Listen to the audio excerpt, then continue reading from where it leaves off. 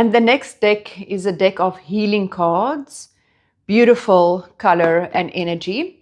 And these cards are quite interesting. They have a message written at the front and at the back of the card. So if I'm having a look at this one, I'm first going to read the front of the card. It says, happy is the one who attends to the needy. Listen to that again. Happy is the one who attends to the needy.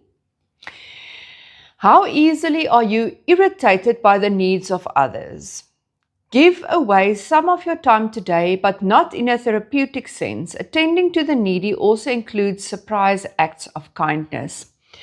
And I love this one because I love giving. I love being there for people. I love attending to other people's needs. It really fills me up. I'm a real giver. So I really love this one, and I especially love it's not just about giving in a therapeutic sense, but also let's make life fun. Let's do surprises, let's do fun stuff.